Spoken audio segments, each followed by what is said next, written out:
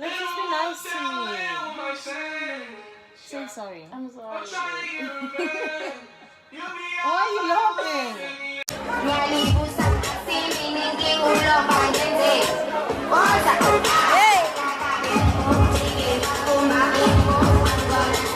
Hey guys, I'm Gugu and this is Michelle. Hey. And today we are doing a video on our sexualities. So this video was inspired by someone from Instagram DM me and asked a question. And the question is, what are some of the struggles you faced growing up when you were young and the world already had its expectations about your sexuality and how you overcame it? It would be great to hear your side of the story and perspective on it. So I thought it was Zibusiso Mtunzi. Yeah. All right. Thank you for your question. Yeah, thanks for the question. I think this is a conversation that myself and Gugu have very frequently, or have had. We had it. Yeah. We've had it. I mean, obviously meeting and stuff. Yeah.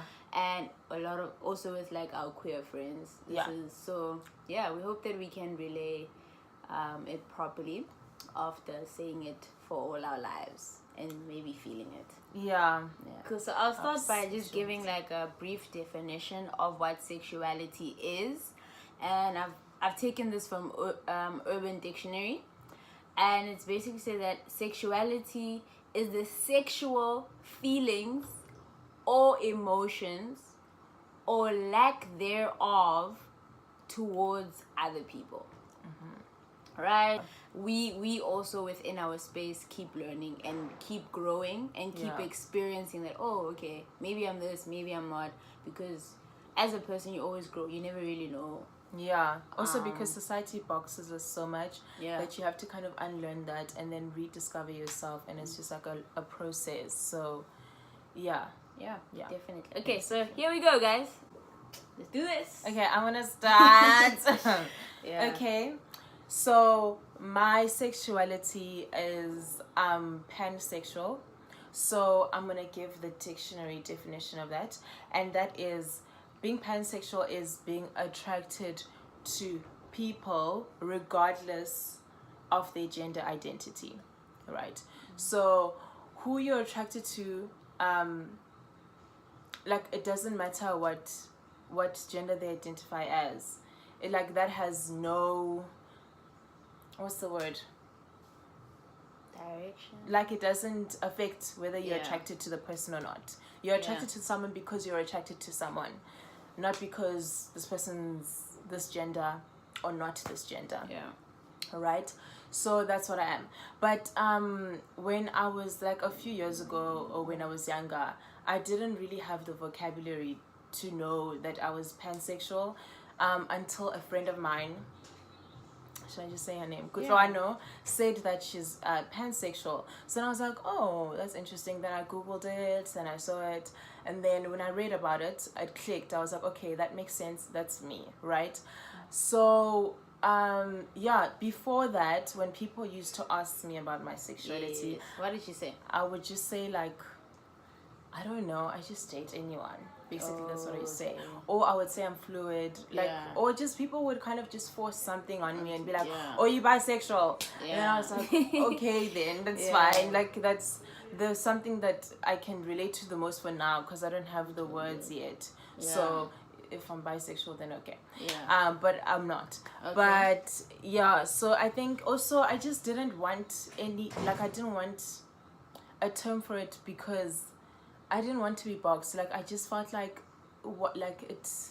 I just date whoever. Like, I don't need to say like what is, like, I didn't see the need for it. But so now that I have found the word for it, I'm pansexual. And in terms of answering the question of when I grew up, what were my struggles? So I was born in Zimbabwe and raised there for the first 10 years of my life. And being non-heterosexual is illegal, right? And it's frowned upon, obviously, and it's basically not allowed. So from a young age, you kind of just already know that. But I mean, it didn't bother me. It didn't, like, I didn't feel like it affected me when I was younger because first I didn't care about, I didn't know what my sexuality was at the time, but I didn't really care. Like, you're a child, like, who cares, you know? I'm not really trying to date anyone at 5 years old.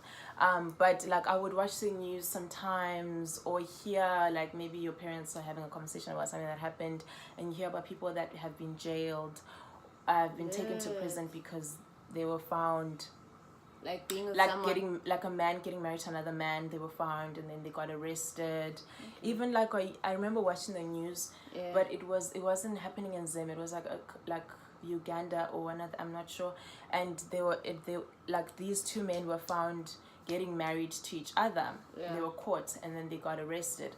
And I just remember feeling like, it's like, I just remember feeling like this is wrong. Like, this is, I don't, my heart doesn't feel right with it. So even though I was like, I grew up in it and we were raised to be like, okay, boys need to date girls, blah, blah, blah. Like, I was just always like, nah, that doesn't make sense. As you said, I don't agree. Like, at home, you'd watch the news and stuff.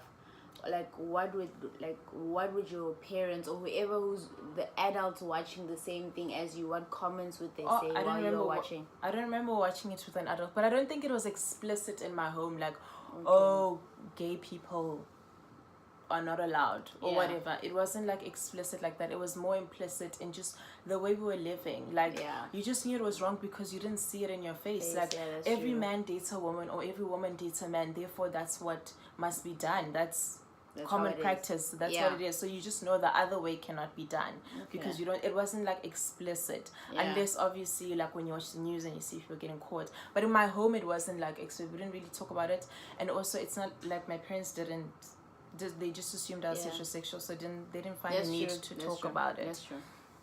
So so I think maybe when growing up it wasn't so much of a struggle. Like it was more of a struggle of, I just felt sorry for the people that were like getting arrested or all these things. I just felt like, why are people getting arrested because they're trying to marry someone? Like, you know, so it felt more like an external problem.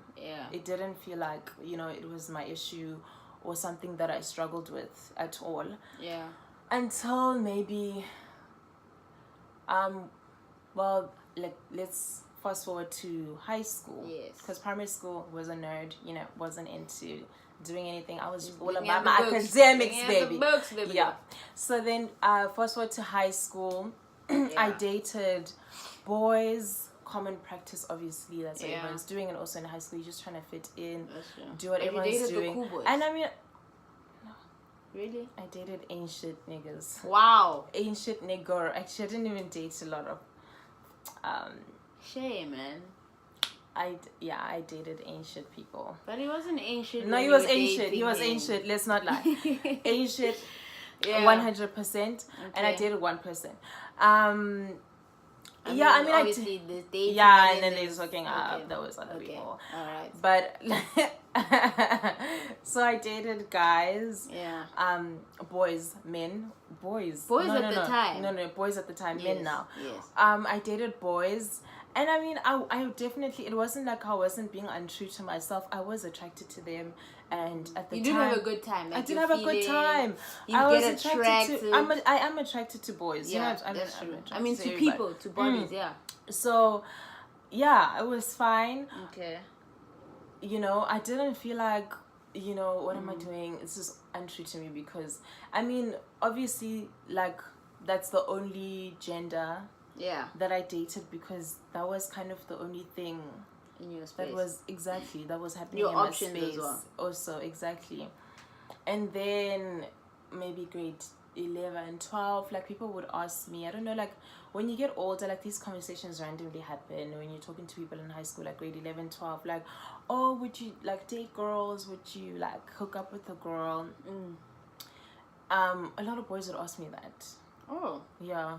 Why do you think that? I think that's just to hypersexualize lesbians. Yes. Not that I'm in hindsight, but yeah. So they would ask me, and I'd be like, yeah, for sure, I would date a girl. And I think it's just it wasn't taken seriously, because a lot of girls say they would date a girl just because of like, it sounds fun, it sounds like, oh my god, I'm so cool if I kiss a girl. But no, I was actually serious. Yeah. But it wasn't taken seriously, but I didn't really care as well, like whatever. Yeah. And then, so I think until then, like, gay issues or LGBTQ issues bothered me. Yeah.